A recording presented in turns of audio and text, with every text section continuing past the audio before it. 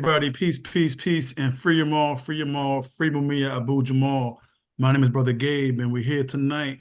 Thank you so much for joining us for this evening's movement to free your all, an intergenerational conversation and panel around then, today, and tomorrow. We thank you all for being with us tonight.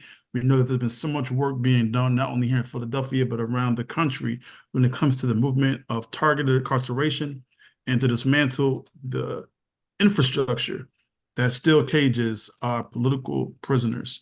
We have a lot in store for you tonight, so hopefully you all can tap in with us. Be active in the chat with your comments, with your questions, with your thoughts, your ideas, all the things to go through this evening's conversation, which we know is important as we acknowledge also Black History Month.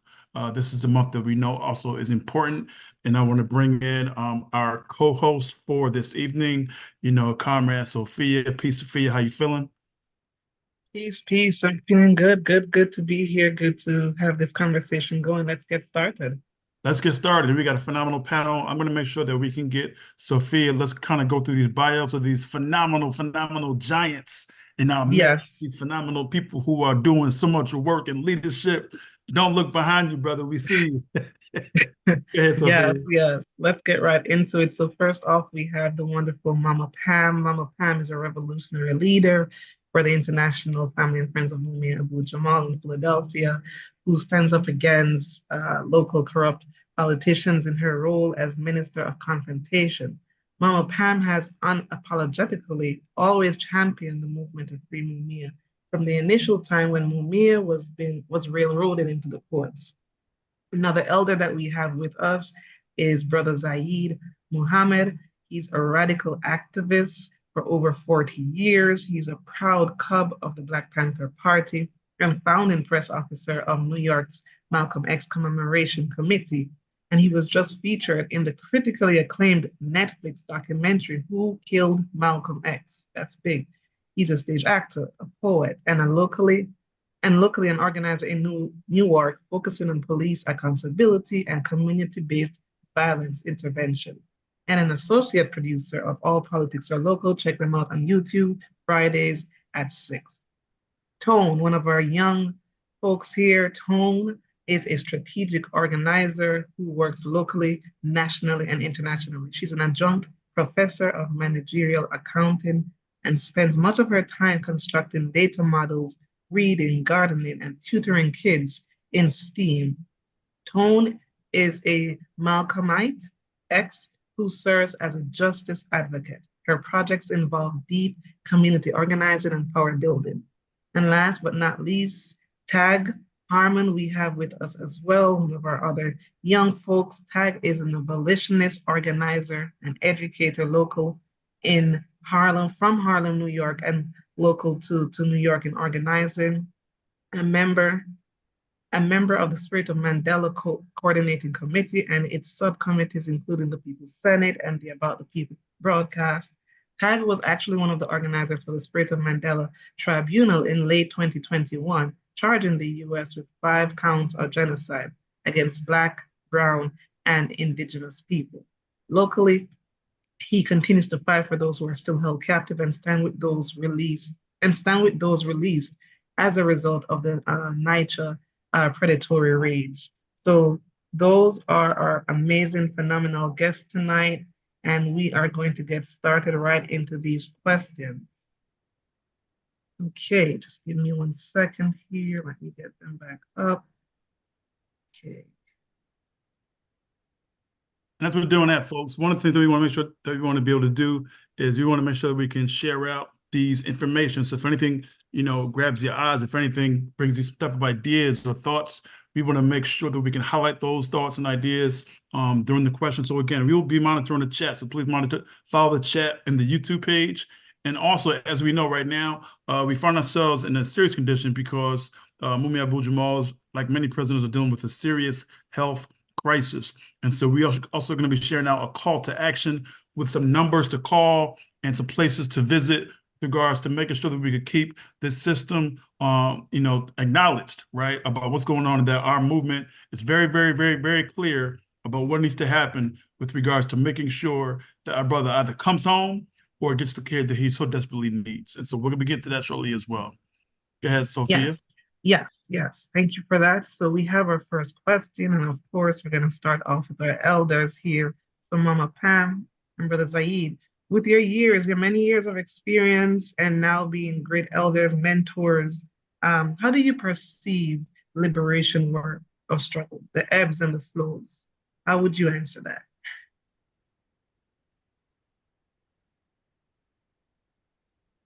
And you're both on mute, by the way.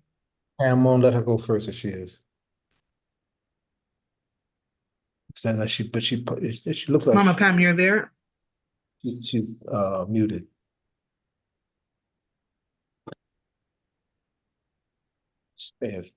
She may have stepped away. Yeah, Let yeah, me do this and begin this conversation. And we just got some news about a very prized elder who just left us for the land of the ancestors. I always and this think of it as a functional part of this conversation, how we do and why we do what we do, right? We just in the last 2-3 years, we lost a lot of good comrades who've been committed to this work and our struggle for a long time. So I just want to go through a quick list of some of them and appreciation, and then we get into this conversation and start digging in on these questions. yes, That's go for it, of course. we're gonna see it. We just lost this morning someone deeply close to me personally, and one of the mothers of the New African Independence Movement, Mama Yalu Ferguson. Mama Yalu Ferguson was one of the founding citizens of the provisional government. Thank you for that picture, right? Of Mama Yalu, of the provisional government of the Republic of New Africa, with the man who we were memorializing in that picture, her husband, Herman Ferguson. So I'll go from her to him. Those are incredible shoulders that we stand on. But just between the two of them, we are looking at least 130 to 40 years of commitment just in those two people. Just in those two people. We just lost Kamal Bektembo. Gabe, last time I saw you, you brought me that bad news. But Right. in Philadelphia, Kamal has always been one of our grounding go-to forces, and we all miss him dearly.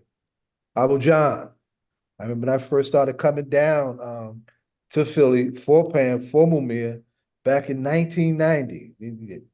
He was the one man if he was on the scene, we check in, boom, and we just put everybody in line and keep everybody in line that didn't want to be in line. And we did a lot together for a lot of years, and he's a good soldier for the people. Just lost a Panther comrade in Paula Pebbles, right? Just slipped out of here and was one of our anchors in the National Alumni Association of the Black Panther Party and out of the Philadelphia chapter. Aisha El-Mekki slipped out of here, also from that chapter. Just a couple of years ago, Sharif's mom, right? New York City, Ralph Pointer, 89 Winters. And Ralph left here with a condition that reminds us of what Mumia is going through, right? And we'll come to what Mumia is coming to, I'm sure, but I want to put a pin in that because there is an urgency in this. This ain't just a Black History program where we just talking and citing facts. This is a charge in the flow of struggle that we all quite serious about, trying to save this freedom fighter's life. Viola Plumber, my big sister in New York City, from the mighty December 12th movement, shutting down the streets of New York for decades behind a Black woman like that. In captivity, Ed Poindexter, 53 years in prison. Chip Fitzgerald, 51, and he was eligible to be released in the 70s. Consuela, Africa, from a broken heart based on what these crazy racists done with the bones of our moved babies, including her own, took her out of here. Still Africa, we lost inside. Delbert, Africa, and Chucky, Africa. Not long after they got out, they slipped out of here to the land of the ancestors. And the implacable Maroon, one of the most feared in our above ground and underground tradition coming out of the Black Panther Party right in your Philadelphia PA. We loved him dearly. 49 years inside, more than 30 in solitary confinement. There's a documentary on the air that's kind of wishy-washy, leaning on that radical imposter Marion Maribel on Malcolm and Dr. King that trashed Malcolm's big sister. Ella Little Collins, one of the baddest sisters among Black women organizers, that ran the OAAU after Malcolm died for 5 years. Most people don't know that. Trashed by these opportunist Negroes who put their hand out for money while they try and give us the facade of being radicals and revolutionaries. And of course, I'll end with the father of modern Black revolution, Imam Omowale, the loved Black shining prince, Malcolm X, just to ground us, right? Let me say, even before I begin to try to answer any of these questions, I want to thank y'all for pulling this together. And I want to say how proud I am of each and every one of you, right? I've watched some of you literally grow up in this work. Remember when Tag was a kid still in school up under July, right? So you come up out of that too. And y'all been here a minute now, right? And Gabe, when you're from between Brooklyn and Philly, you know, y'all some of the young voices we've been waiting for. And Tone, we've been missing each other. I was just in your town this weekend with my Baba Lau, Baba Tony Menelik Vandermeer, right? And I see what you're doing, dog. I see what you're doing. And it's in the Ubuntu, I want you to know that I see you. And I'm looking forward towards more of your leadership. So I just wanted to say that and appreciate that. Mama Pam is in North Carolina in the home of Ialua Ferguson right now, literally trying to fend the motion of grieving commotion in the wake of Mama Ialua's passing, literally trying to be the right hand of her granddaughter, Karima Blaze. We were all together once upon a time in the Malcolm X commemoration committee. So I just want folks to see, you know, the shuffle that Mama Pam is handling and has always handled. You know, on the streets in the world, she's our beloved minister of confrontation. Don't care who you are, if you're on the wrong side of your question, your ass was getting called out, cussed out, and moved out the goddamn way. Right? But she is also a genuine mother and comrade in struggle. And this is what we do. Asada said, we must love each other and support each other. We have nothing to lose but our change. So we have, in practice, and how we engage each other, we have to do that. We have to do that. Joanna's not here. She would have been great to have been on this panel because she's got all them letters and stuff by her name. I just have trouble by mine, right? And this stuff I want to lift you up because sometimes we have to check each other when things aren't right. And when she came to us about a brilliant comrade amongst hers who mistreated somebody in our ranks, we had to deal with that. So we have to lift each other up and we have to hold each other accountable. And that's how we bring out the best in each other in this work. And because of the shoulders that we stand on, being accountable to those ancestors, not just named like 15, we got to come correct. We got to come correct. So let's come back to the question. As they say in court, can you re-ask the question, counselor? Thank you so much, Baba Zaid, for that. Truly grounding, and we welcome that. So again, with all of your years of experience, mentorship, how have you seen the liberation work for struggle change, the ebbs and the flows? What would you say? Well, you basically, the answer to that question is in your question. And it's something that is in the character of, you know, trying to organize human beings. It has its peaks, its valleys, its ups and downs. We're in a very ominous gray space right now. We have a genocide unfolding in front of all of our eyes. I'm supremely proud to see the incredible mobilization and agitation that is taking place in the two places in the world where it needs to take place. And that is here in these blood-sucking United States and in the mother colonizer in Britain, the two enabling colonial powers who are enabling the Israeli apartheid regime to do what they're doing, right? And at the same time, we have looming to the right of the forgetful old man in the White House, right? He can't remember his goddamn name half the time, right? Right? Uh, some real dangerous, straight up fascist uh, activity set in motion by the right wing. And they're quite serious about doing whatever they want to us in the process of trying to salvage their take on white privilege, white supremacy, and capitalism, and to put niggas back in their place. And we need to get ready for that shit, right? I'm hoping, and I want to be, you can't be a revolutionary without expecting at some point to win, without believing in our capacity to fight under even the most severe of circumstances, that we can beat these crackers. We can beat them.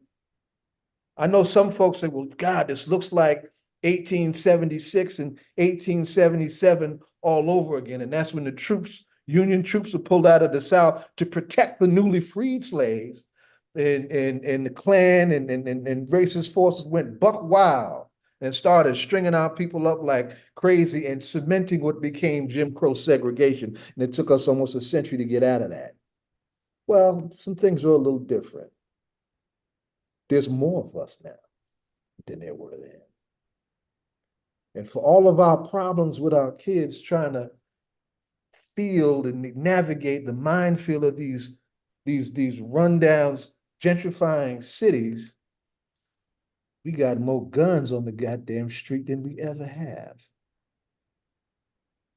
And I am absolutely supremely proud. Tone, Safi, hear me.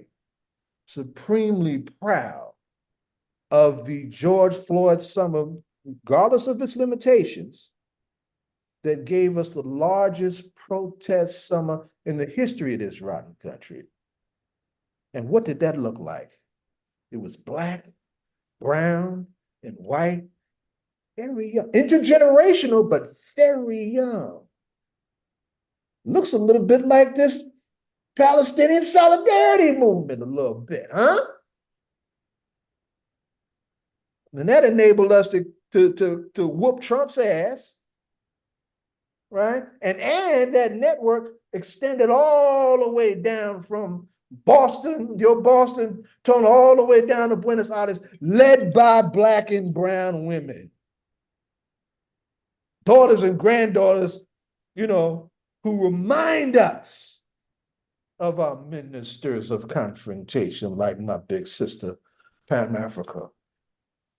There are a lot of niggas around there are a lot of field niggas around like that right now. And if we could get our field Negroes who got the guns to stop popping each other in the train and get ready to take on this cracker in defense of our community, because that is a part of our tradition too. I ran an armed organization for a minute, right? And we turned that incredible season of mobilization into organization, going with some more mobilization. We can beat these crackers. And they're acting crazy as hell. See, capitalism gets desperate, capitalists bug the fuck out, right?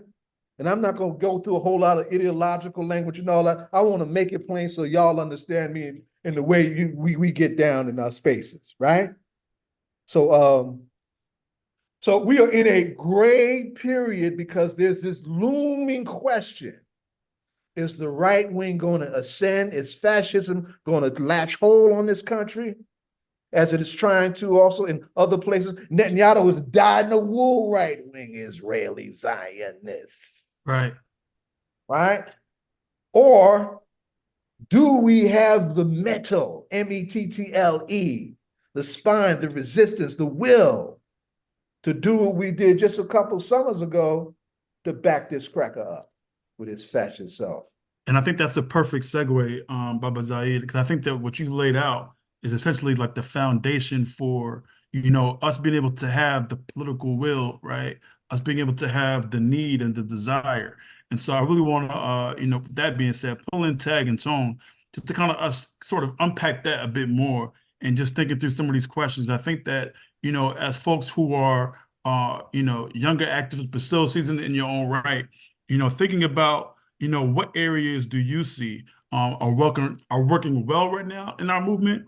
And then also, what areas do you see for growth, right? So what's working well and what's other areas for growth? And we can sort of start with you, Tone, and then go on to Tag. Sure. Can I be heard?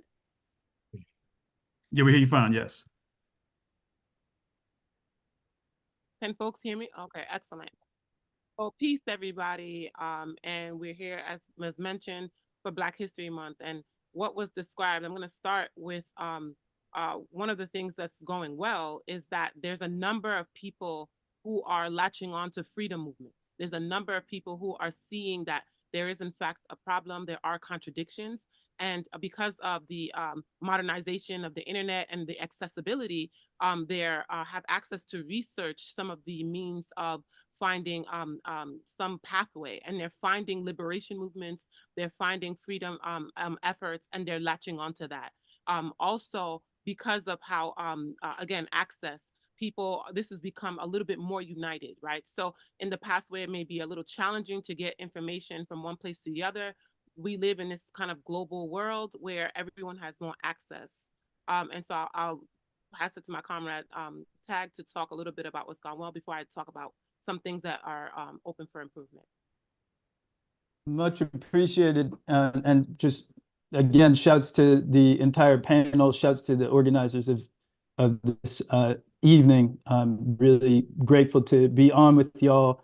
As far as looks that are going well, I mean, I think that it would be safe to say that in terms of liberation work, we find ourselves in a flow moment right now, rather than an ebb moment, and a lot of that has to do with what has already been mentioned in terms of what's going on in Palestine. I have to say, in the years that I've been alive out here, I've never seen such a sincere and overwhelming outpouring of love and support and solidarity for the Palestinian movement. That's extremely encouraging. Of course, it is happening on the backs of intense and in many ways unfathomable suffering. And so we have to recognize these dialectics of movement work, and of liberation work, and tragically these genocidal maniacs that have their hands on the levers of authority with regard to such questions seem to require corpses in the tens of thousands and hundreds of thousands just to register certain realities, but those realities are being registered in a major way right now, and it is not lost on me that that's happening in the wake of all sorts of critical movement work, not only here, as you were raising, Baba Zaid, the 2020 uprising work that went on, but right before then, 2018, we had a huge nationwide prison strike. 2016, 2 years before then, another nationwide prison strike. 2 years before that, we had heads were out in the streets across the board behind the on-camera lynching of Eric Garner, behind the lynching of Mike Brown. So we're building over the course of these tragic events and these tragic occurrences that breed intensifications of resistance, and that intensification is mad encouraging right now, and only seems to be growing further.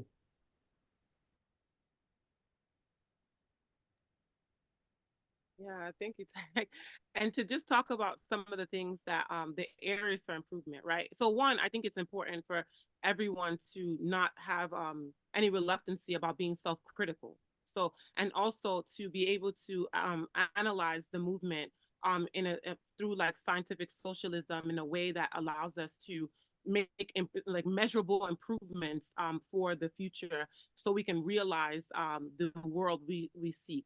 So one of the things that we notice is that people are waiting for permission to partake in activities. They're being very reactionary, right? And one thing, people like to criticize the Black Lives Matter movement, but we see that it was more of people on the liberation side that were allowing permission to take acts, and that's huge, right? Putting a spotlight, allowing people to talk about police brutality, allow people to talk about the classism in a way that people were a little afraid to do so before.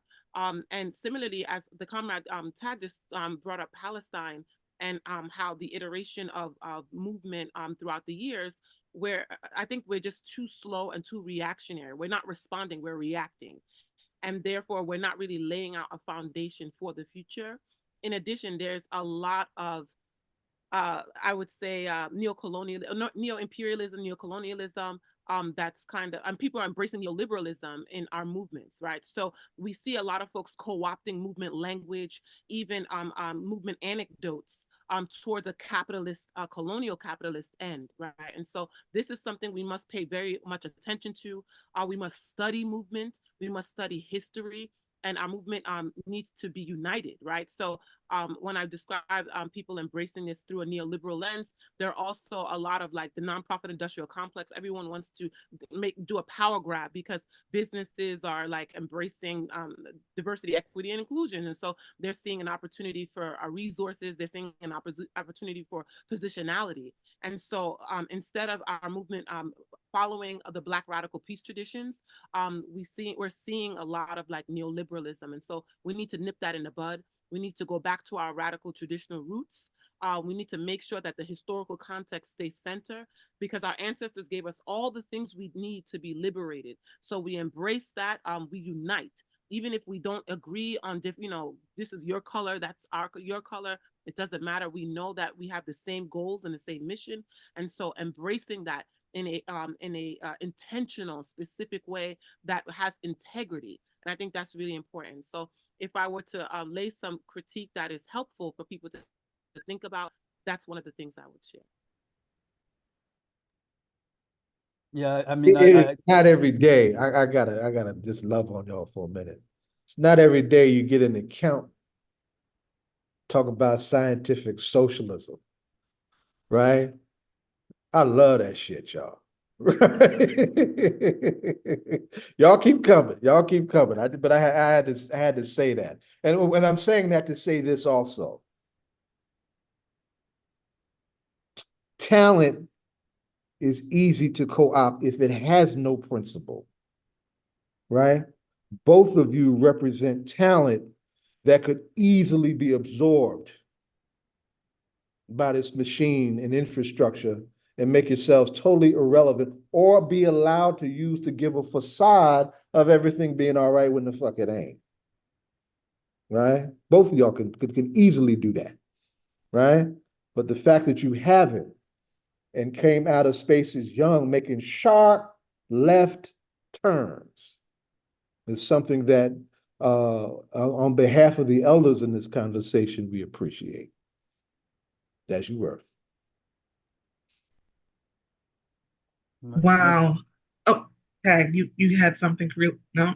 No, I'll keep it real concise. Much appreciation for that. And I fully align with everything that the comrade just said, as well as the confirmation from Baba Zaid. And yeah, in a word, capture, capture. That's the problem. And it's been a problem. And there are all sorts of new ways to go about doing that in 2024. So exactly as Baba Zaid just said, we need to, in principled ways, defend ourselves and defend our collectives against capture, all manner of it. Here. I feel like at this point, the program is like, that's it. We said everything. This has been crazy powerful. Thank you for those words, everyone that was just said. I'm a Baba Zaid for coming in with that little piece. So important. So this is a question for all, whoever wants to take the step. And I feel like it's kind of been answered, but let's hear it some more. How would you say you think the struggle for political prisoners evolved, especially after the uprisings in 2020? Anyone can take this. Well, y'all give this, y'all give, because y'all have a shorter history with that. I'll give a longer spin on that afterwards. But y'all go ahead first.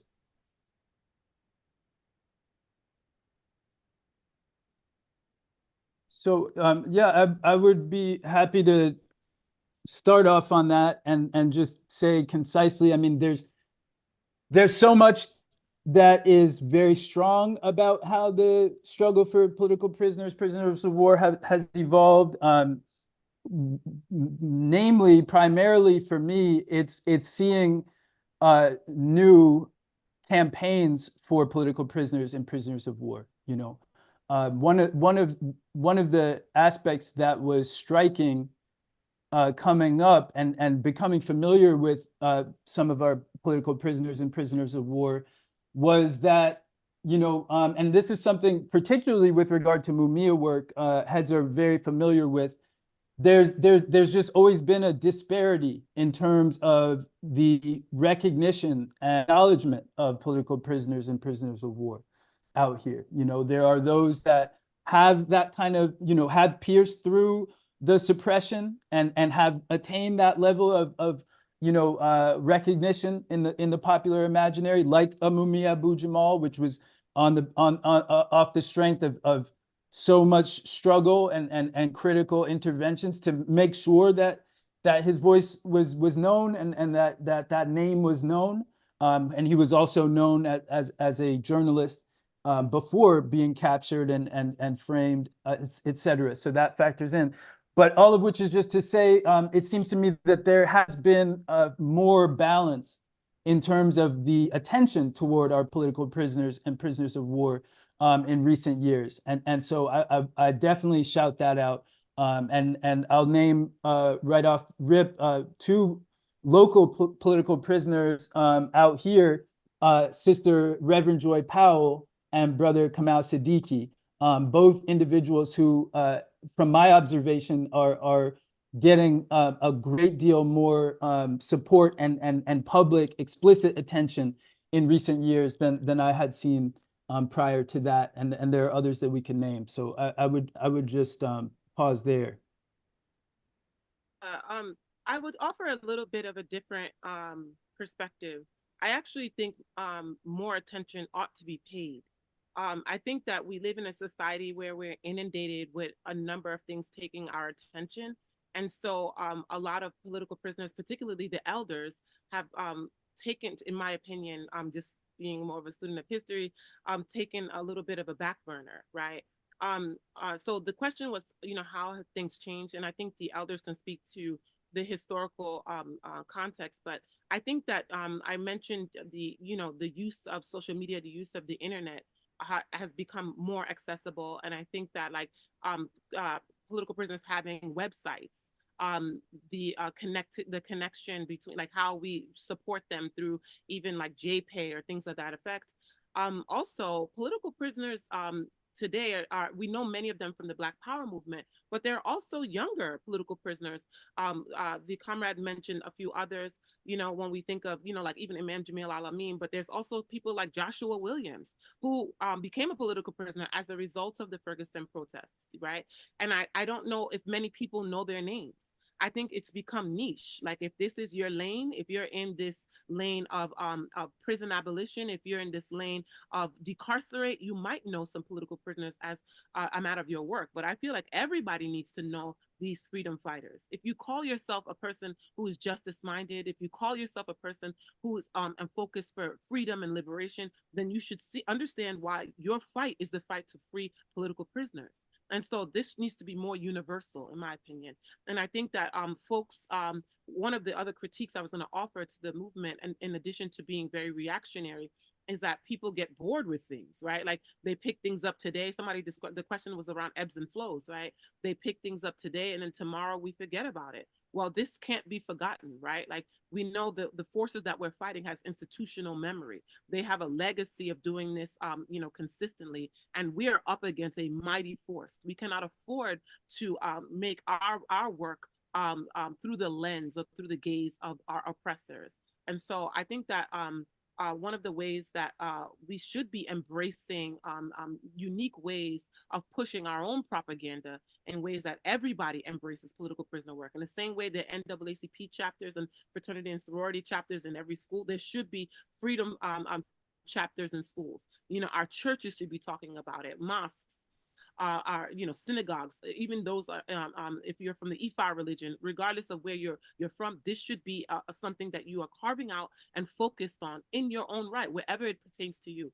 And the idea of unity is very key. We have an opportunity, a very unique opportunity, to touch many regions, and we're not embracing it, in my opinion. So I think that we've kind of regressed if we think about our freedom movements, and it's high time that we move it forward in a more strategic and thoughtful way. Just to try and give y'all a longer vision and to be encouraging. And I take full stock and appreciate both of your analysis on where we're at here. But there was a long time when even the most conscious amongst us were clueless or not at all involved or aware of why this question is so important. Several things happened several decades ago that I want you to appreciate. Tag mentioned Kamau.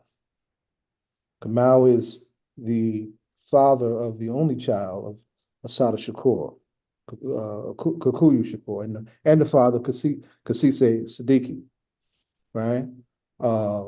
When I was much younger, I had the task of organizing the first book party for her book, Assata, back in 1988, right?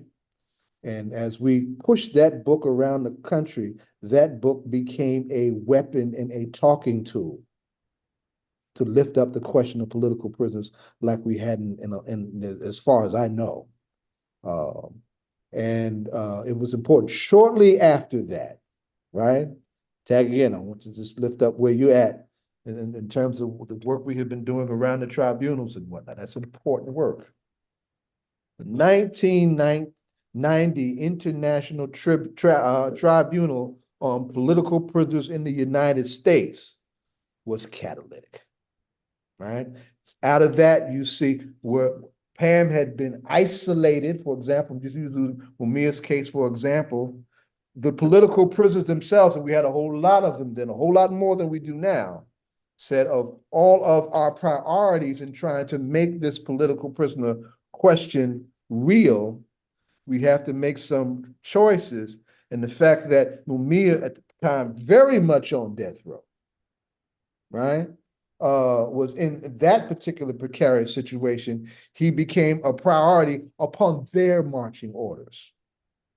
Right. And it was out of that. I mean, my relationship with Pam blew up in that context. Right. And we started to see this surge of energy coming from all quarters, beginning to come to Philadelphia regularly over the years, formally, that accelerated in 1995 when the death warrant was signed on him. Right. When the death warrant was signed on him. Right. And that would happen later again, several years later.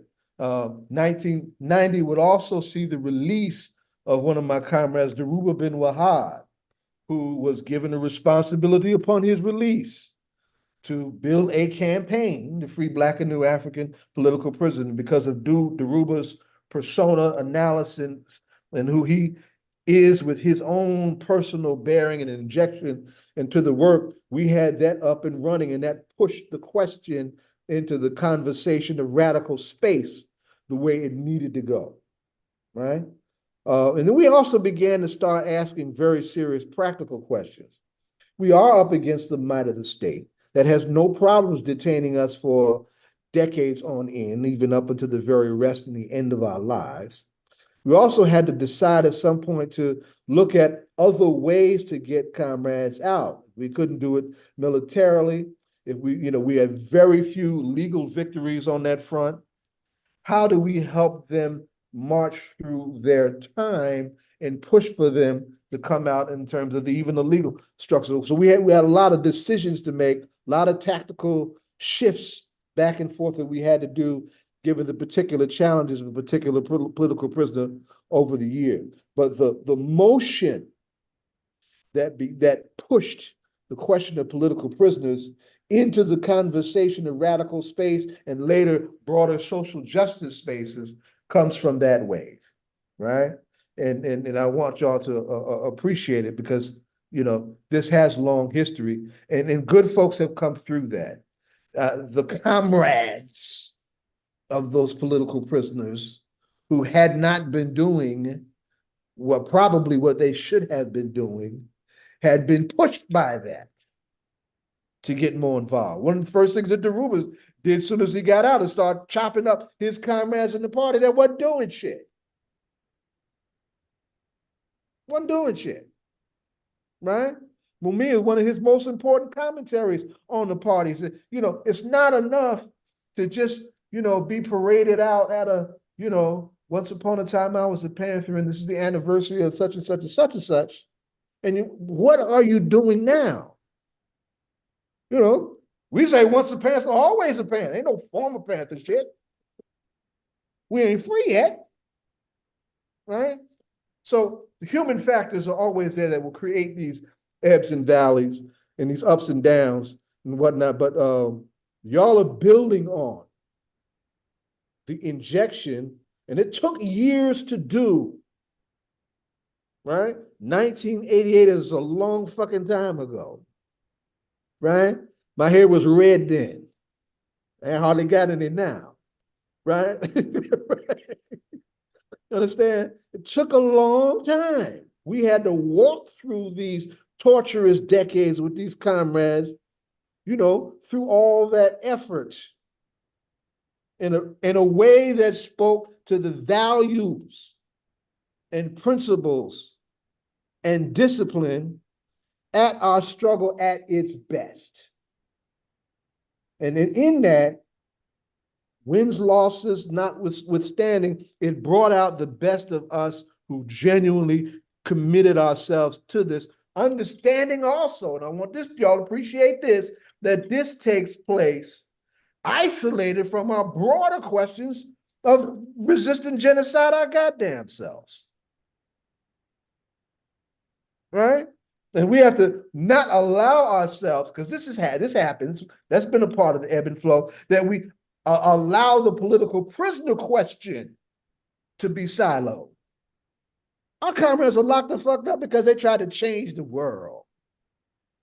Not just because of some one issue shit, but because they try to change the whole thing. And that's what we're trying to do. We want to, right on. if we're going to, we're fighting to win. We're fighting to change the whole thing. Revolution ain't no damn empty slogan. We want to flip the script on capitalism, imperialism, and racism, and sexism, and flush all that shit in the toilet. Because if that's where shit belongs. There you go. Always, always, always, Baba Zaid. And I want to keep us on because you mentioned the word genocide, you mentioned the word solidarity. And, one of the things we're talking about right now also has been mentioned already is Palestine. And I know I've seen forces outside, right? Everybody's been outside, in the streets, taking the streets, whose streets, our streets, and really sort of, raising the flag for liberation and sovereignty for all oppressed people around the world. And so as we find ourselves, sort of discussing this question around Palestine, around Gaza, around and in the occupation and the genocide, demanding a ceasefire, what have you seen or what would you like to see? And this for all three of you all. Obviously we're calling for a ceasefire, but what other things have you seen in the streets or have you heard that we should call for? What's your overall analysis on Palestine? And of course, as we all know, many of our political prisoners have consistently been pushing for Palestine, including Mumia Abu-Jamal and so many others. They've been on the front lines. They've written to us and said, look, don't forget Palestine through the decades, right? And so as you've seen it in your respective cities, whether it be, Jersey, whether it be, wherever you are from right now, right? 'Cause we're The all in this recording stopped. Did body. y'all hear that? Y'all all right? I'm Sophia's taking care of that. Okay, So all right. one of the things that we're trying to do is we're going to make sure that we can sort of cover, that question on Palestine. So let's start with you, Tag, and then we'll kind of bounce around a little bit. Yeah, no, absolutely. And I appreciate the question a great deal. What can we do? I mean, organizing is first and foremost organizing, which is going on. But particularly, I mean, out of Spirit of Mandela and the OGs of Spirit of Mandela who have been, as you say, working on this issue for decades, political prisoners, prisoners of war out here, Black liberation movement heads out here have been working on this issue since the beginning, and so that's an important part and perspective, it seems to me, to keep in mind. And some of those comrades have been holding webinars and speaking out and writing articles. I would strongly recommend Brother Jalil's article on this question. Some of the other comrades have put out articles, as well as my tendency is to go to the source. So Palestinian Resistance, Hamas, put out a statement called Our Narrative. And I would strongly encourage that we all read that statement, read Get that that shit, document. put it in the chat. Absolutely. Absolutely. Yeah, I'm happy to drop that in the chat. And if anyone else has it handy, it's very important that we recognize from on heads' own terms what it is that they are doing and what it is that they meant by what they were doing. And at the end of that document, they outline, I believe, eight particular steps or demands that they put out that they would like to see from supporters in solidarity of the action that they took. And so the Palestinian resistance movement is demonstrating every single day, has been doing so since well before October 7th, and certainly since then, that they are more than capable of addressing their liberation struggle. And we just need to support however it is that they call for, as well as support our own struggle against our own genocide here in the U.S., where in fact the genocide in Palestine and genocides all over the globe, going back centuries, have really been bankrolled and have been authorized. So and again, this is coming from the elders who are still out here and who have been seeing the growth and development of Palestine since the Nakba, and have been seeing this Zionist entity of the 48 just grow and grow like a cancer on the globe, in terms of its significance, in terms of its brutality, and in terms of its sense of permanence as the state out Let here. me help you with this. I want to ask you a question to build on what you just said, because we should always see these spaces as teaching platforms too, right? Now, you just used the word that a lot of people don't know what the fuck it is, right? But it's an important word to appreciate, an important dimension of this history struggle that we're talking about. You mentioned Nakba. Tell everybody what Nakba is, and to continue your answer. No, absolutely, and I'll keep it concise. Essentially, as I recognize it, it's the term for catastrophe. It's an Arabic term for catastrophe to describe what went on in 1948, the ethnic cleansing and the genocidal racial and ethnic displacement that went on through the brutal and completely unlawful occupation and eviction of the Palestinian people from their own land. How starting in many 1948. people were purged and cleansed from their land with Nakba? I don't have the numbers off the top of my head, unfortunately, but Let's start at 700K. Yeah, I mean, we're talking about absurd numbers. It's almost And we're half talking of about, Philadelphia being wiped the fuck out. Y'all hear what this young man is saying? and I appreciate you fleshing out those numbers for me, because I didn't have them off top. But recognizing that we're talking about the gutting of lands, the gutting of lands, and the removal by force of human beings from lands. And so the Black liberation movement and any liberation movement should fully comprehend what it is that means and what that's about. When you are displaced from your land and forced to go elsewhere, and then told that this small location is where you must be from now on. We can relate to that, and we reject that wholeheartedly. How about for you, Tone? Your thoughts on Palestine solidarity, these movements happening right now, what the people need to be doing on the ground, maybe what we got to see more of, so on and so forth. Sure. So our brothers just mentioned a lot of material on Palestine, and also shared Brother Jalil's article, which I would encourage folks to read. I want to just point out and applaud the Palestinians and their organizing, their ability to keep this in the news, their ability to share information on what's happening. And I would be hypocritical if I didn't also bring to light the conflict and the genocide happening in Sudan and the Congo, right? Like, we know that Palestine is on the agenda, and that we should absolutely learn about it and study and find out ways in which we can get involved. And we should also learn about the other genocides and oppression that's happening throughout the world, especially on the continent, that doesn't get as much attention, and that people are kind of really miffed about, are very confused and not knowledgeable. So there's organizations like Friends of the Congo who share information about what's happening in the Congo, Africa Stream, that we should absolutely uplift and read and learn about what's happening there, because all oppression is inextricably linked.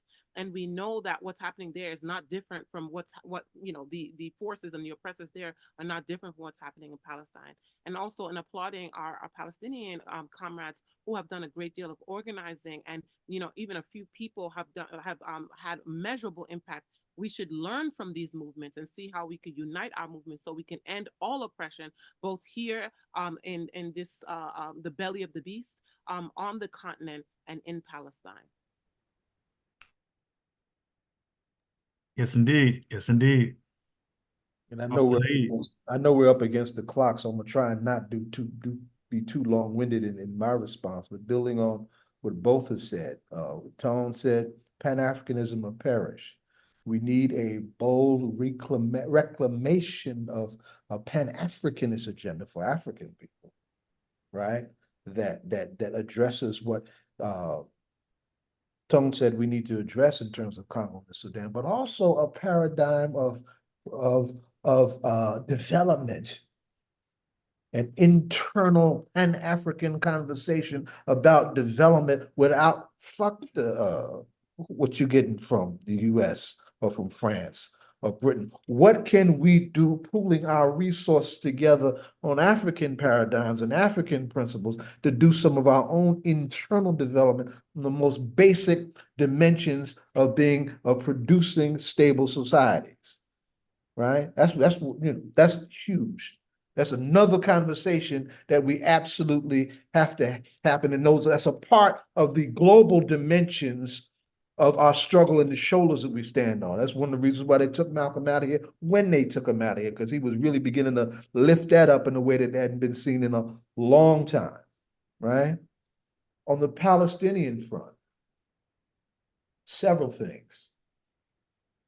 We might be witnessing and a part of, if we dare to see it and need to recognize it, the out-organizing, and this is definitely going to play out in these election spaces, particularly within the Democratic Party, of one of the most powerful lobbies in this country, and that is AIPAC, the Zionist lobby that pays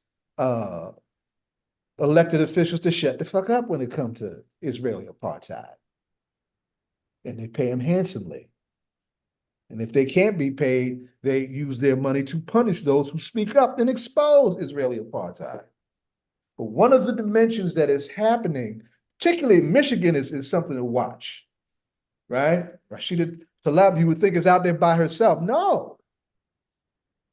People are mobilized in Michigan, willing to challenge the folly of the Democratic Party and outflank the resources and the numbers of AIPAC.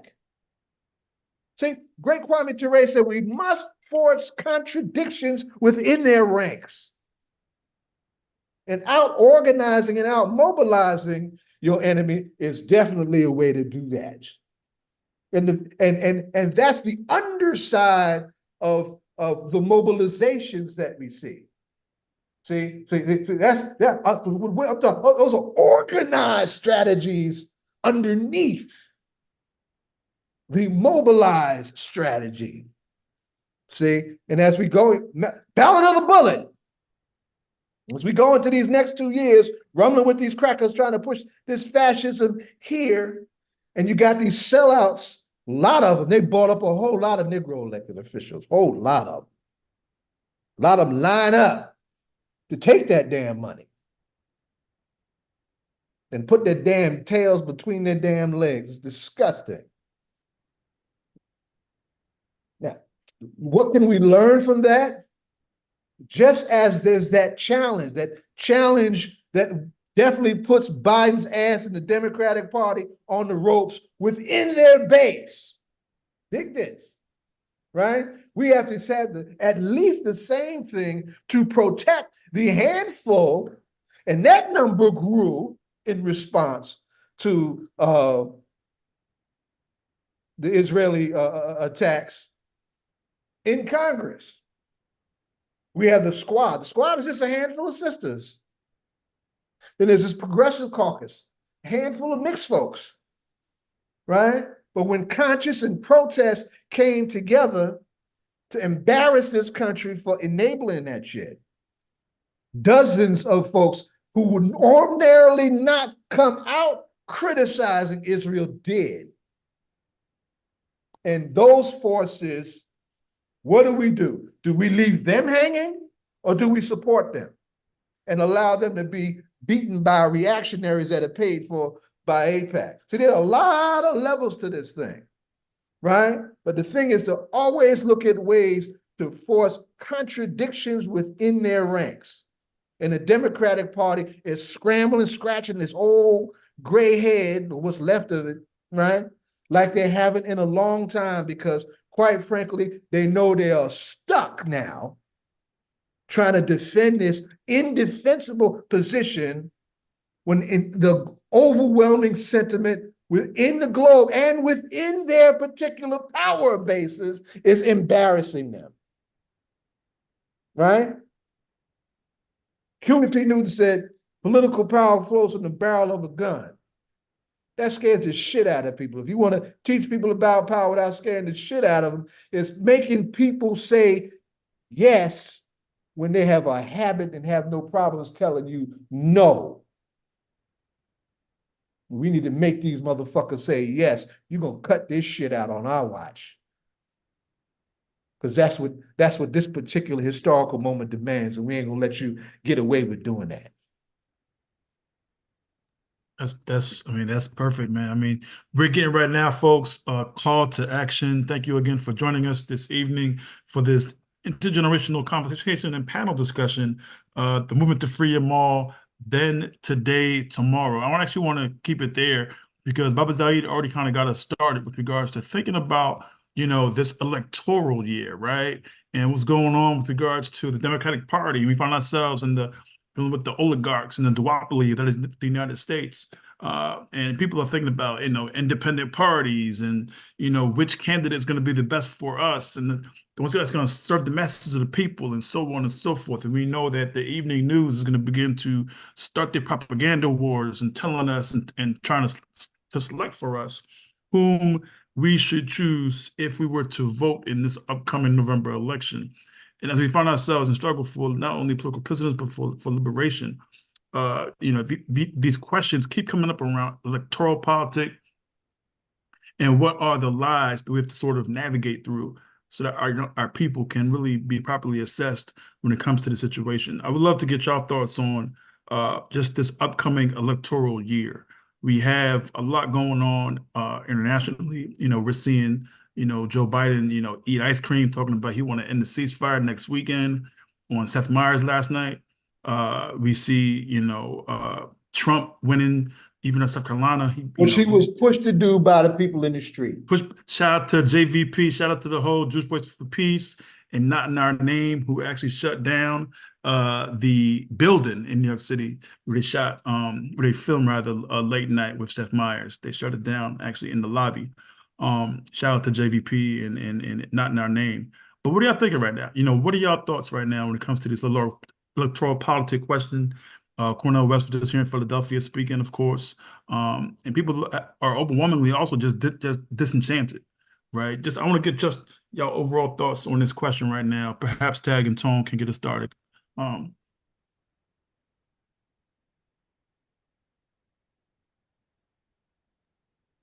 Yeah, I'm happy to start on that.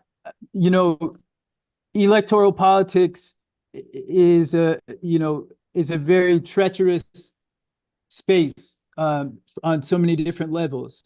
What I think many of us recognize is that these selected officials, these parties, they tend to have a very neo-colonial kind of relationship with us, or their aims toward us as a bloc, tend to be very neo-colonial in nature, in terms of how we are addressed, in terms of how we are expected to move to the rhythms of their calendar.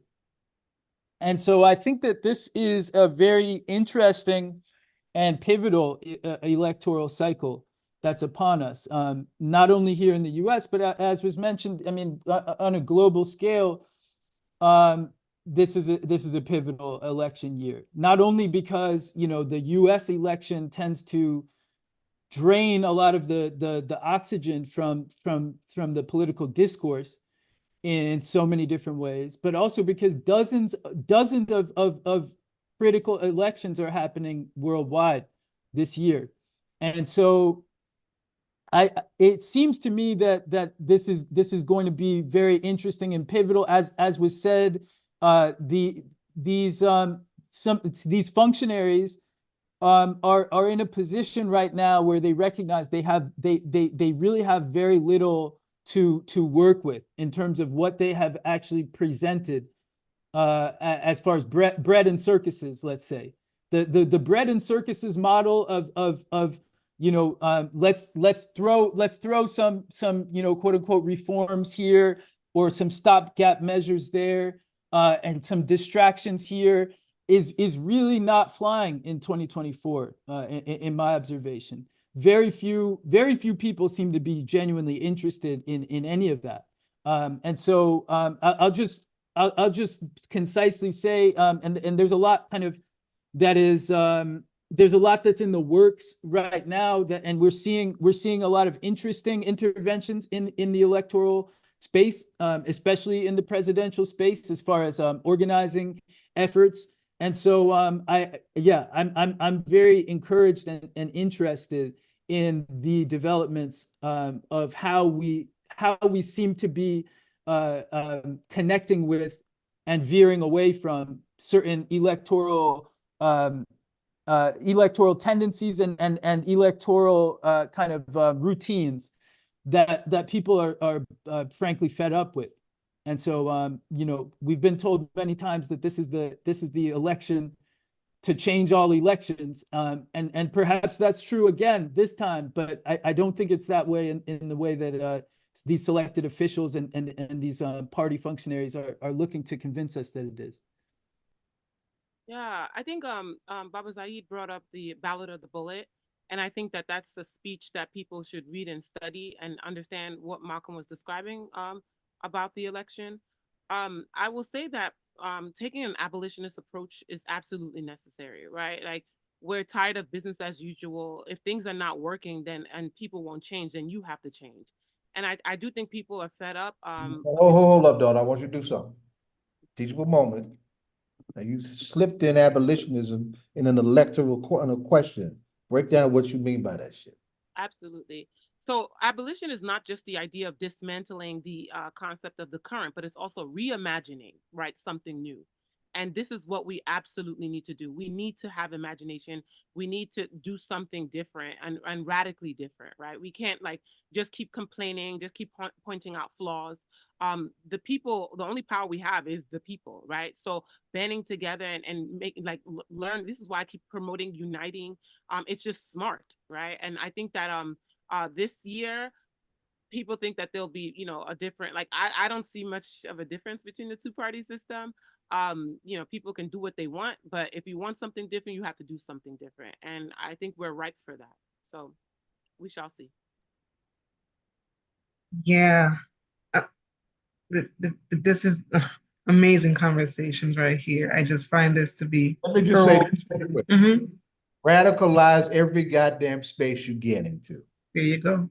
If you're going to engage on the ballot front, radicalize that space. And that doesn't, that's accountability of those folks that are whoever matter of question or voting for. Local spaces you can seize. Have the imagination to take some fucking elections with a radical agenda and idea. Build that. That's organizing. In the end, we're not just fighting for justice, we're fighting for power. And sometimes I want us to be careful, and this is a mistake that the left has made. Don't hear what I'm saying. Have a hugely difficult time uniting because everybody wants to be right and be the most right left person in the damn room instead of being united around defending ourselves against a vicious enemy. 1969, Black Panther Party called for a national front against fascism. National United Front against fascism. On the wings of Malcolm, always calling for a united front, right? We need to have that kind of sophistication to understand that no matter how this thing plays out, that is a tool that is always at the hands of the state. Our comrades are in prison as a consequence of an underhanded fascist practice that was COINTELPRO. And they're absolutely, both sides of that same funky bird are absolutely capable of employing those tactics in this particular era.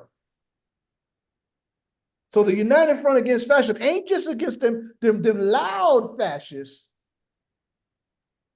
You know, what's the old cracker's name that retired from Congress? Pelosi, right? We see our comrades from the Uhuru movement being targeted in their 70s and 80s, facing 10 years. In their 70s and their 80s. Reminds of us of Du Bois being handcuffed and charged as being a foreign agent when he was in his 80s. Right? And who called for the criminalization of the Palestinian Solidarity Movement? A Democrat named Nancy Pelosi.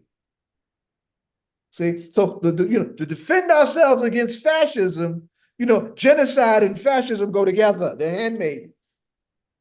And this is the biggest, baddest settler colonial genocidal state in the world and in the history of the modern world. So this call to defend ourselves against fascism, needs to take on those dimensions of what that can mean right now, and at the same time, coming up with creative strategies to fight for power. Yeah, thank you for these teachable moments. It's so welcomed and powerful. And, Mama Julia is in the chat right now, and she's saying vote for Mumia or Peltier. Put that on the ballot. You got to connect. There's something I want to do with you. And I'll announce it softly at the end of the meeting too. Awesome. All right. Well, we're almost at the end, definitely almost at the end. So a little bit back to the liberation struggle, not that we left it, but on a different note, when it comes on to the month that we're in, Black History Month, how would, and this is for anyone, for all of you, how would you like to see Black History Month represent the grassroots radical struggles today than it has ever been? Like, how would you want to see that really being represented?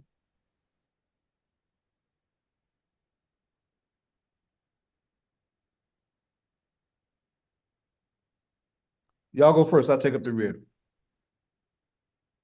Well, off rip, when I think about this question and Black History Month, I'm reminded of a brother, and I heard this described on one of the programs on Black Power Media at some point from a brother Diallo, who talked about not celebrating Black History Month for a while now, but instead celebrating White History Month, which I think is a very interesting and provocative and in many ways compelling to me, compelling kind of flips on this question.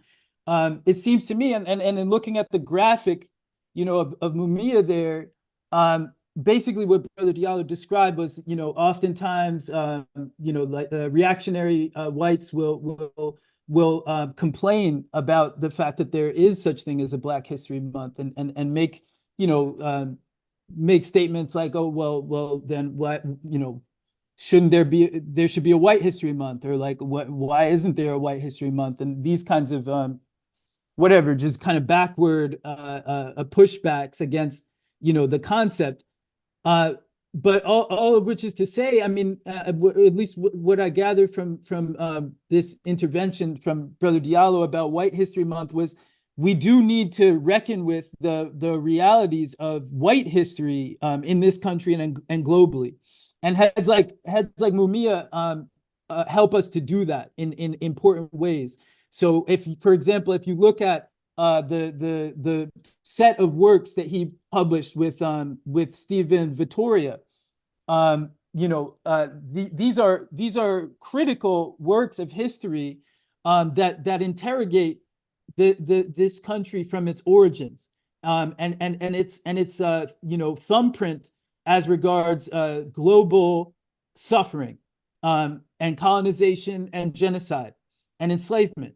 And so that's what I would love to see more of. I would love to see us utilizing, the spaces of Black History Month and other months to really get clear about what it took, to get here at this place of such just dizzying disparity in terms of the billionaires that exist primarily in this country and elsewhere in the globe. Those billionaires being predominantly referred to as white, and the suffering masses by the billion at this point, the billions and billions of human beings suffering out here behind white supremacism, in very real terms. So yeah, I mean, there's much else, but I did want to just underline that I thought that was a fire flip on its head of this question of complaining about us having a month, the shortest month on earth, to celebrate our history. So I just wanted to shout that out, and Mumia's very, very strong contributions to the efforts of let's say White History Month, if that were to be what it is, but also, of course, of Black History Month and just Black liberation more broadly. Yeah, I get what the brother is describing, but we're not gonna play Carter G. Woodson like that. Instead, I think that I mean, I'm Black, so every month is Black History Month. Every day is Black History, right? But I think how this month is being used is by a lot of like white supremacist group, the state, telling us about figures from their purview, right? But instead we can take back our and I say our because of Carter G. Woodson, but our history, and we can uplift figures like Mumia, like Imam Jamil Al-Amin, like Kamal Siddiqui and others, during this time. We can use it as study sessions, similar to how we think about Black August, right? So any opportunity to reinforce our history and culture and our real traditions to our young, old, and everybody in between is something I'll embrace. Again, I'm a strong proponent of not letting the state or the propaganda that does not serve us inform how we embrace our history, embrace these opportunities. You see that, Black History Month used that people always have a Black History Month session where they tell us what they're doing for Black folks. They've taken, a Juneteenth in this way. What's going to be next? Kwanzaa, soon I wouldn't be surprised if Black August is taken in that way as well. But it is important for us to really set our roots, tap into our traditions, and use the spaces to really embrace this, again, radical Black traditions and history. So that would be my advocacy during Black History Month, and learning about Mumia, learning about his condition, learning about what he wrote. Mumia is brilliant. And he gave us a lot of information. He wrote books. He's on prison radio. So use the opportunity to share, tell the kids, tell your family members, and spread the word widely. Mm-hmm. And Tony is basically where I want to go with that. We don't take any take no weapons off the table. And the elders and ancestors that created the efforts to try to institutionalize our history, and that's what Black History Month is, needs to be appreciated and was part and parcel of our struggle in that effort, right? And it was about creating, usually within our Black faith spaces, liberated spaces to lift up our history for precisely that end. And one of my favorite illustrations of that is a Black woman whose name should be better known in the history of the so-called civil rights movement. We always look at the great Queen Mother Rosa Parks as being the mother of the modern civil rights movement by virtue of her arrest on December 1st, 1955, and setting off the Montgomery bus boycott.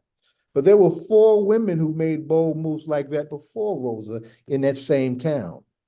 The first was a young woman, 15 years old, named Claudette Colvin, who was in a Sunday school that taught Black history by people like Rosa Parks. And Claudette, embracing her ancestors, particularly, according to her, Harriet Tubman and Sojourner Truth, not an accident that the sisters are standing on the shoulders of the warrior queen sisters, right?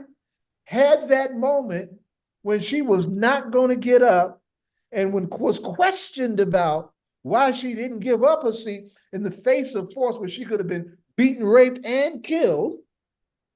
That's what 1955 looked like in Montgomery, Alabama back then, right? She said, I could feel the weight of Harriet on one shoulder and to feel the weight of Sojourner Truth on the other. And on the strength of that, I wasn't going nowhere. They were going to have to take me off that bus, right? So that is the essence. That is from which the effort to birth and breathe Black history comes from in the first place. To nurture struggle, to nurture leadership, to nurture, as we say in Iwa Pele, to nurture good character. We don't give that up. We build on that. We reclaim that. We radicalize the hell out of that.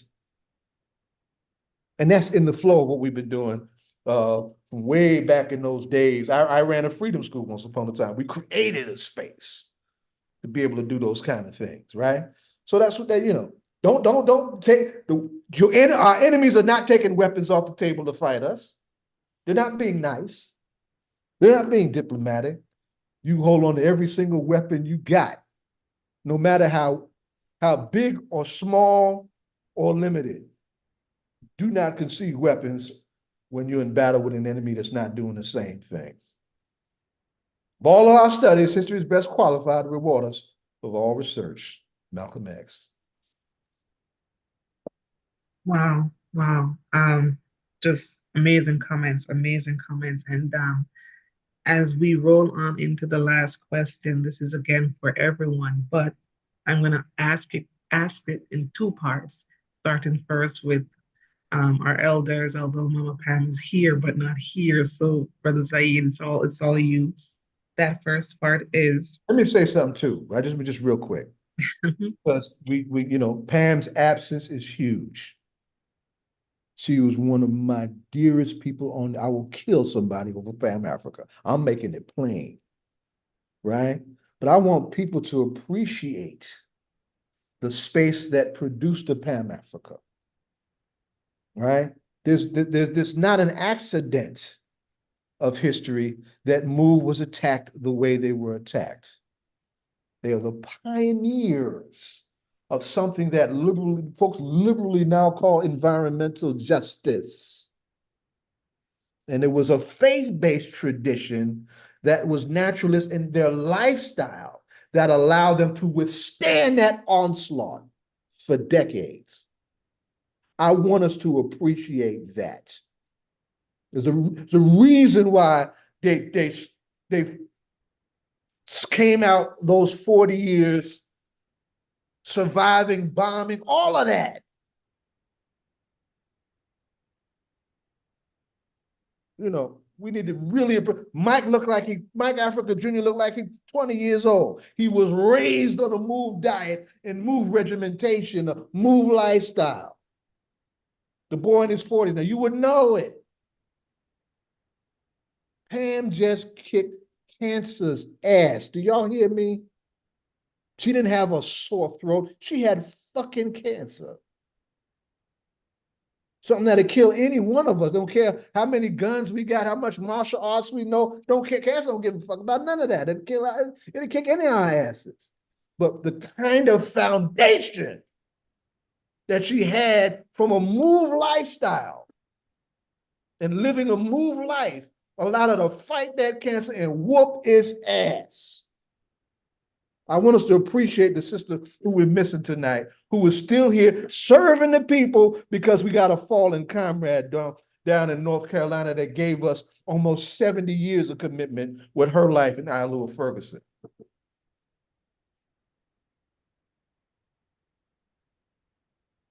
wow. Thank you for that. But I gotta acknowledge my sister and her walk up, because it's important to appreciate like that.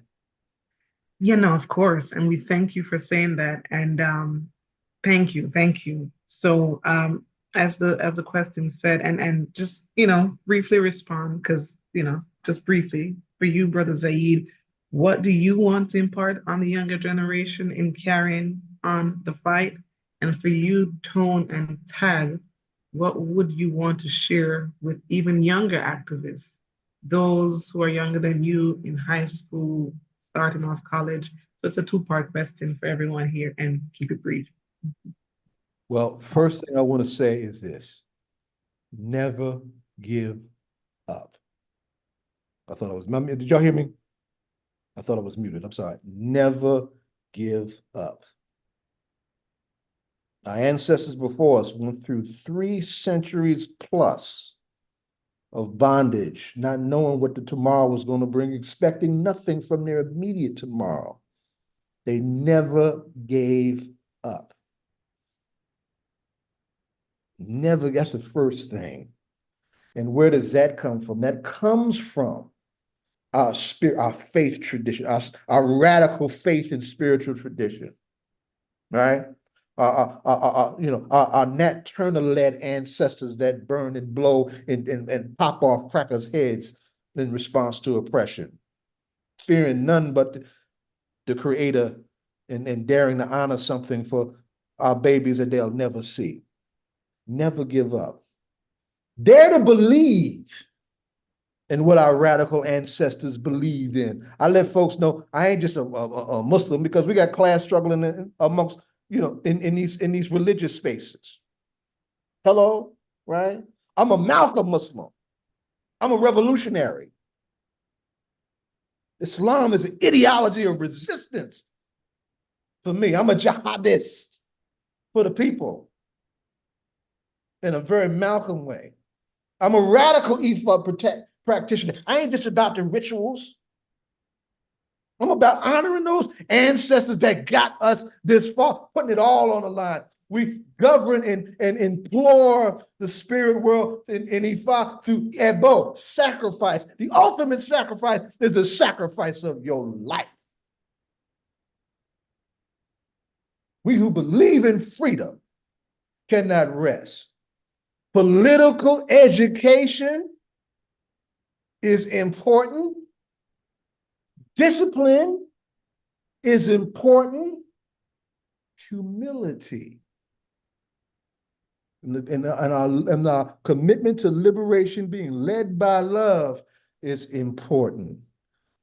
At the height of different struggles, we've had ego trippers sell us out and turn on our natural born great leaders. A sex-craved Elijah Muhammad, all due respect for the good that he did, that leads to a amount of getting not just put out of an organization, but killed. Mobutu and Shombe taking down a Lumumba. Bernard Cord, just a few minutes ago, taking down Maurice Bishop. And I forget the name of the Negro that took down Thomas Sankara. I mean, we got story. Class struggle is, beware of those who come into your discipline ranks, bucking discipline and wanting to be violent in their assertion of deserving of leadership. They may not be who the fuck they say they are. We have the right to defend ourselves, and we need to be very careful who we bring into our ranks to build what we need to build in order to win.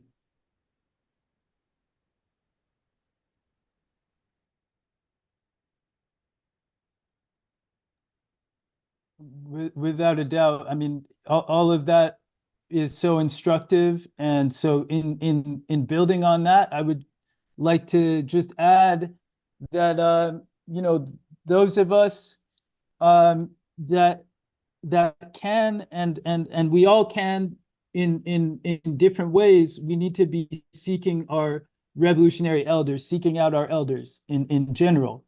I'm so grateful for the way that y'all organized this particular webinar in terms of this intergenerational dialogue, because that is precisely part of what COINTELPRO has aimed to do and aims to do continuously, is to sever that intergenerational thread that keeps us so vitally connected to our revolutionary origin. Our political prisoners locked up miles and miles away from their community. Keep riding, son. You right on. No, 100,000%. And so when we maintain that thread, when we strengthen that thread, we grow stronger.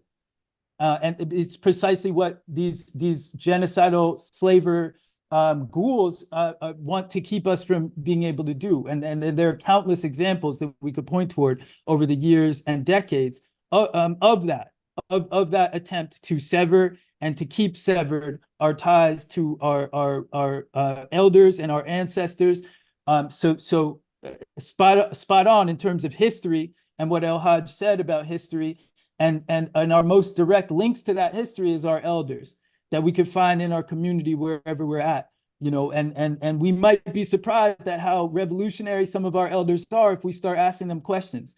You know, you don't necessarily have to, you know, your elder doesn't have to be, you know, a Baba Zaid or Muntakim or Abdul Mumit or you know, any of our revolutionary elders, Mama Pam Africa. You know, your elder could be, you know, your uncle, your aunt, you know, your grandma, who you might be surprised at what kind of work they put in, you know, and that's what I would really want to hone in on. And I would also want to say that we have to trust and home in and be have a close relationship with our own instincts and be able to be self-determining and self-defining with regard to those instincts, because we're in an environment that manipulates and coerces on so many different levels. particularly, we're dealing with technology right now, coming up in technology that is part and parcel of that severance from our own origins, from our own revolutionary and ancestral ties, and not to mention from just each other. So there are all sorts of ways that through these various technologies, we get that much more atomized and disconnected from our, from building with one another in sincere ways. So yeah, I would just go with that. I mean, Huey P. Once defined power as the ability to define phenomena and make them act in a desired manner. So in order to do that, we have to be self-determining in how we define our very surroundings. And we're being invaded by all sorts of technological means of severing us from our very real relationship with our very surroundings. And that's something that I think we need to defend against at all costs. So we were asked to offer remarks to people younger than us. I'm going to talk to my people, and that's everybody in our community. And I'm going to use the words that Mumia used: love, not fear, right? We love you. We are here for you. We're going to support you. The people who spoke before me already encouraged you to read. I'm a Malcolmite. I've never met Malcolm, but I love him dearly. Find someone who inspires you, whether it's Ella Baker and her egalitarian politics, whether it's Amilcar Cabral talking about truth. Find people that inspire you. Fight all odds. You are not placed, a lot of us were not placed here to actually succeed. And so you're fighting a very formidable force, but know that you are loved and you're supported, and you have people who care about you. So whether you find this, whether you're watching currently or whether you find it years from now, find a way to make sense of your life and live the life that you want to live. And so that's my words to my community. But thank you for listening. We appreciate you. Uplift Mumia, uplift political prisoners. As we said, find the reasons why we should be advocating for those justice fighters who fought for our liberation. We are here today, and we have made it this far because of those people and their courage. So find a way to have some courage and do the same. Again, love, not fear. Right on. Right on. Right on. Right on. Wow. This has been a very powerful program in every sense of the word. It really surpassed my expectations. The YouTube chat, they're on fire with what they're saying, hearing. Thank you, all of you, brother Zaid, Baba Zaid. Air it out. Almost got kicked off of YouTube and Facebook and all them damn places. Yeah. They don't know what they're missing, but they're gonna find out soon. Shoot. You guys have been amazing, not only with what you're saying tonight, but just the work that you do in the streets. And I've seen every one of you do amazing work, including you, Brother Gabe, just do amazing work. And to just have us here tonight, just doing this together, it speaks truth to the power. And before we go, just a couple quick announcements. And I believe you had one for us, Baba Zaid, really quickly. I know we have so much on our plates, but I just want to let folks know, let tonight not be the only night that we watch this. Keep sharing this out. Maybe this could be a tool in some of the PE sessions that you know of, or sometimes when people are just asking, what can I do? What I feel hopeless, show them a video like this. Let's continue to spread this out. Most of all, we know that a lot is happening in the political imprisonment spaces. Continue to share out those information, especially what we know of with the call to action for Mumia. I think we have some graphics here. We can show everyone, make those calls, and continue to just push this out. You know where to find us on the Instagram, the Mumia pages, the campaign to bring Mumia home, mobilization for Mumia, which is on Facebook, the Twitter pages. You know where to find us. Continue to stay in touch with us. We have meetings on Wednesdays, 7:30. If you want to come through to those, we will more than welcome you. We want to hear what you have to say. We want to hold space and be in community with everyone. Before I go, I can't forget to say thank you, Cindy, Cindy Lou out in Philly for putting together the flyer that we've been throwing around the past few weeks. Thank you, Santiago, for just being on here with the tech. Every time we have this, Santiago gets it done. And I'm running out of who else to thank, but everyone else that has been amazing to this. Continue to do great work. We have the big thing, the big event, the everything it is going to be huge. Mumia's 70th. We need Mumia out this year.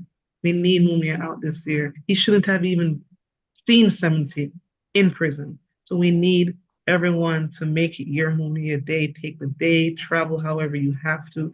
We will be in Philadelphia. We will be hitting the streets at first and then have an evening program with speakers. So be on the lookout for that. We have the flyer, save the date flyer. More will be coming soon, but we're asking folks to bring your squads. Make it a contingent. Make these calls. Make these calls as well. And while you're making these calls, just continue to spread this out to your circles because honestly, we need Mumia healed and we need him home.